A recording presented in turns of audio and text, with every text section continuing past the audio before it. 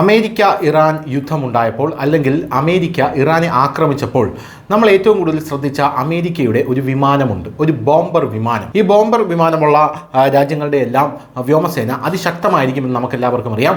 റഷ്യയ്ക്കുണ്ട്, അമേരിക്കയ്ക്കുണ്ട്, പിന്നെ ചൈനയ്ക്കുണ്ട്. ഇങ്ങനെ വിരലിലെണ്ണാവുന്ന ചില രാജ്യങ്ങൾക്കാണ് ഈ ബോംബർ വിമാനമുള്ളത്. ബോംബർ വിമാനം ഇന്ത്യക്കുണ്ടോ എന്ന് ചോദിച്ചാൽ ഇന്ത്യക്ക് ആ ബോംബർ വിമാനം ഇല്ല, അതൊരു ന്യൂനതയാണ്. ഇന്ത്യക്ക് അടുത്തിടെയൊന്നും ബോംബർ വിമാനം വാങ്ങിക്കാനുള്ള കരുത്തും കഴിവുമില്ല എന്നൊക്കെയാണ് പല ആൾക്കാരും പറഞ്ഞ് പ്രചരിപ്പിച്ചിരുന്നത്. എന്നാൽ ഇപ്പോൾ അതൊക്കെ ഒരു പഴങ്കഥയായി മാറാനായിട്ട് പോവുകയാണ്.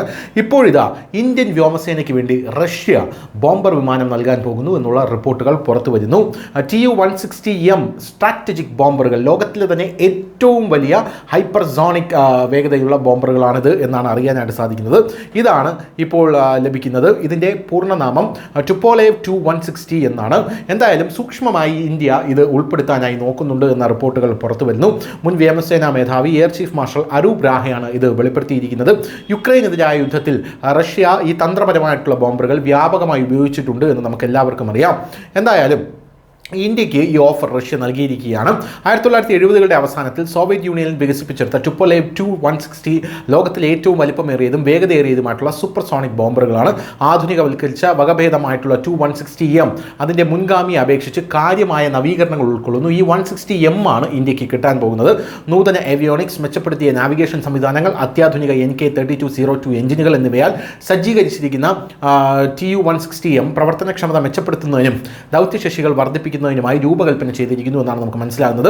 ഓരോ വിമാനത്തിനും 12 ദീർഘദൂര ക്രൂയിസ് അല്ലെങ്കിൽ ന്യൂക്ലിയർ മിസൈലുകൾ വരെ വഹിക്കാനായി കഴിയും.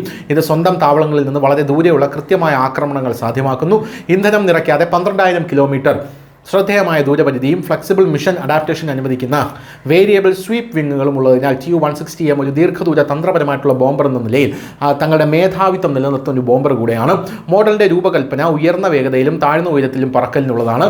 എന്തായാലും ഇത് പരമ്പരാഗതവും തന്ത്രപരവുമായിട്ടുള്ള ദൗത്യങ്ങൾക്ക് അനുയോജ്യമായിട്ടുള്ള ഒരു സവിശേഷ പ്രവർത്തന പ്രൊഫൈൽ ഇതിന് നൽകുന്നു എന്നുള്ളതാണ്. എന്തായാലും മാറിക്കൊണ്ടിരിക്കുന്ന ആഗോള സഖ്യങ്ങൾക്കിടയിൽ ഇന്ത്യയുമായുള്ള പ്രതിരോധ ബന്ധം കൂടുതൽ ആഴത്തിലാക്കുക എന്ന ലക്ഷ്യവുമായിട്ടാണ് റഷ്യ 160M ബോംബറുകൾ ഇപ്പോൾ ഇന്ത്യക്ക് നൽകാനുള്ള വാഗ്ദാനം മുന്നോട്ട് വച്ചിരിക്കുന്നത്. ഇന്ത്യയും റഷ്യയും ചരിത്രമായി ശക്തമായ പ്രതിരോധ പങ്കാളിത്തം പങ്കിട്ടിട്ടുണ്ട്. ഇത് വിപുലമായ ആയുധ വിൽപ്പനയും സാങ്കേതിക കൈമാറ്റങ്ങളും അടയാളപ്പെടുത്തിയിട്ടുണ്ട് എന്നും നമുക്കെല്ലാവർക്കും കൃത്യമായി അറിയാം. എന്തായാലും റഷ്യയുടെ ഈ ബോംബർ ഇന്ത്യയിലേക്ക് വരുന്നതോടെ ഇതൊരു ചരിത്രമാകും. ഇന്ത്യൻ വ്യോമസേന തന്ത്രപരമായിട്ടുള്ള ബോംബറുകളെക്കാൾ മൾട്ടി റോൾ ഫൈറ്ററുകളെയാണ് ഇഷ്ടപ്പെടുന്നത്. Tu-160M സാധ്യതയുള്ള ഏറ്റെടുക്കൽ ഇന്ത്യയുടെ പ്രതിരോധ നിലയെ ഗണ്യമായി മാറ്റുമെന്ന റിപ്പോർട്ടുകളുണ്ട്. ഈ കൂട്ടിച്ചേർക്കൽ ഇൻഡോ പസഫിക് മേഖലയിലുടനീളം ശക്തി പകരാനുള്ള ഇന്ത്യയുടെ കഴിവ് വർദ്ധിപ്പിക്കുകയും വളർന്നു വരുന്ന പ്രാദേശിക ഭീഷണികൾക്കിടയിൽ ശക്തമായ പ്രതിരോധമായി പ്രവർത്തിക്കുകയും ചെയ്യും എന്നാണ് മനസ്സിലാക്കാൻ സാധിക്കുന്നത്. News desk, news India Malayalam.